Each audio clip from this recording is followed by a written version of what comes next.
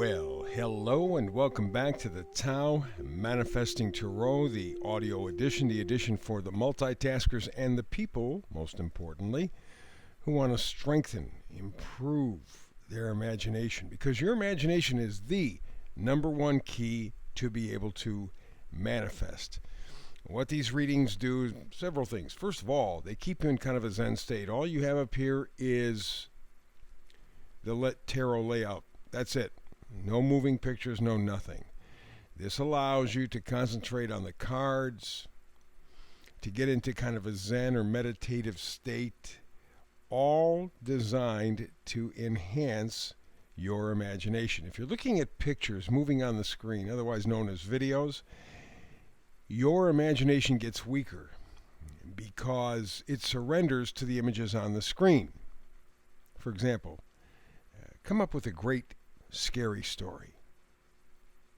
You can show it on the screen or you can tell it. If you tell it, people will fill in the scary parts in their own mind. So, although the storyline is the same, everybody will produce something that is appropriate to the situation based on their experience, their fears, their anxieties, etc., etc., etc. If you got the visual, you don't do that so much. So this is very, very powerful stuff right here. And there, as you can see on the screen, two rows, bottom row, top row. The middle cards on the bottom and top rows are the critical cards. And so we begin today's Tao Manifesting reading, audio version, of course. The oracle card, first row, middle, is Deep Knowing. The number up in the right-hand corner is 43. That's a 7. 7s tend to be more spiritual. Thoughtful doesn't quite say it. There's an element of depth to 7s. And it's appropriate that the card says Deep Knowing. And you notice on the card this kind of orangish, brownish kind of thing. It's the moon, owl on the moon, and some sort of a moon above the owl. Wisdom, wisdom, wisdom. Trusting your gut voice. We don't do that very often because we don't trust ourselves. We are not trained to trust ourselves. And yet, how many times in your life have you said to yourself, geez, I wish you knew the answer. You felt it. And there are a variety of reasons why we can do this as human beings, but that's our, if you will, our spiritual side. It's our subconscious. Sometimes yelling at us, and very often we ignore. We pay attention to what's going on around us and minimize our abilities. So, with the idea of deep knowing, we begin with the first card on the left, the Hanged Man. The Hanged Man, I think, is real simple. Sometimes you can get into some pretty heavy-duty stuff with this thing, but it really is fairly simple, and that is you need a different perspective. Hanged Man is taking a look at something upside down. And you notice the yellow glow around his head. That's inspiration. He sees something he hasn't seen. Sees something that he's never noticed before, and yet it was there in front of him all along. The Hanged Man is letting go. It's gaining a new perspective. It is surrendering to your deep knowing. There's an area of your life right now where you know you have to make some adjustments, some changes. It's pretty heavy duty, pretty serious. Been nagging at you for a while, but, again, we pay attention to the world around us, not the inner world. And so you still find yourself in an unusual position, but you have to look at it upside down. You know that. It will give you a different perspective. What it will do is increase your enthusiasm, your possibility factor, creativity.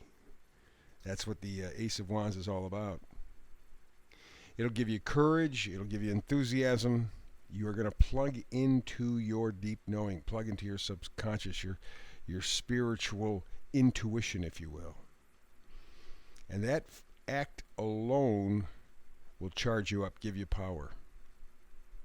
And in fact, the card next to it, Page of Wands, pretty much dictates that, because pages always change the storyline. Pages bring enthusiasm, opportunity, passion, creativity, high energy. Somewhere in your life, you know you have to be doing something different. That's the deep knowing part. You're not getting the satisfaction. You're not living your fullest in that particular area. You know what it is.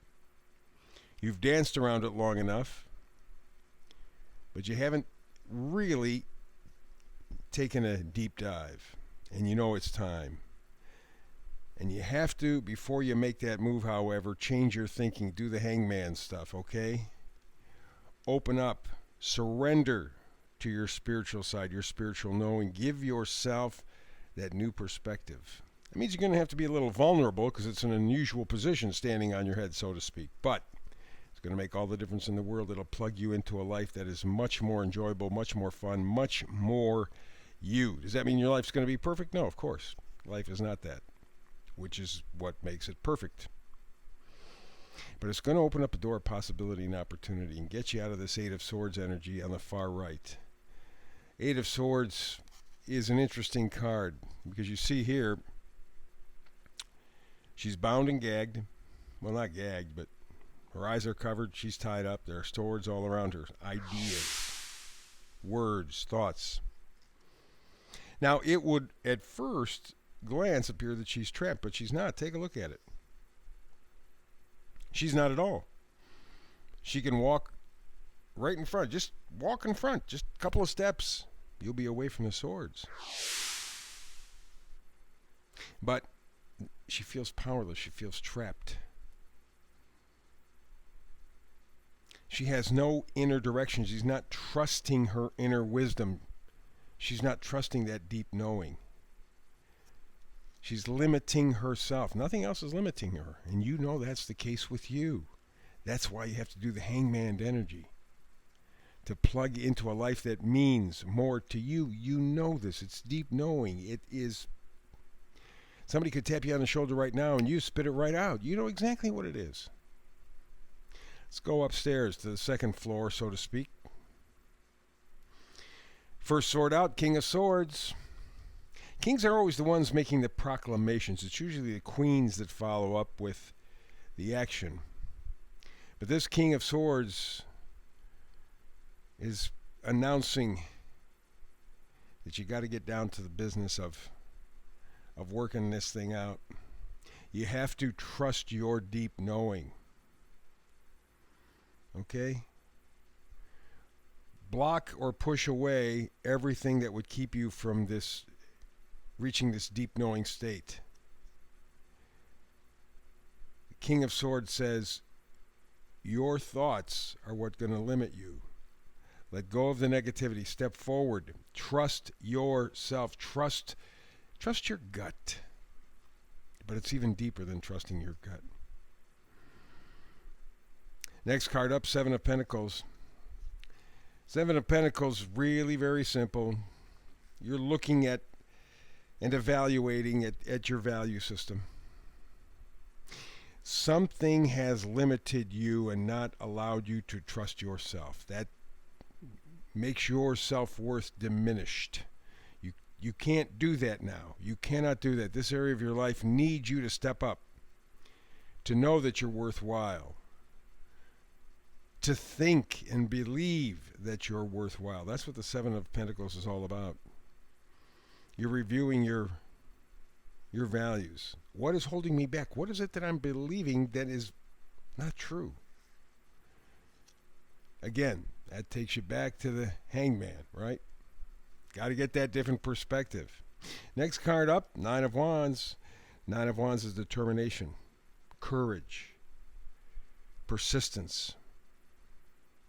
Planting your flag in the sand, so to speak, saying, no more, no mas, I am not going to surrender my positivity, my enthusiasm, my joy anymore. Doesn't mean, again, you're not going to have your off days and things don't work out on a particular day or time or whatever. No, doesn't mean that. But it means your overall guidance is you're going to trust yourself. From this day forward, you're going to trust your gut, knowing that there is a deeper spiritual connection that you have ignored or have been taught to ignore. No more. No more. Knight of Cups is here. Knights always bring gifts, and the Knight is emotional, loving, caring, introspective. That again supports the idea of valuing yourself.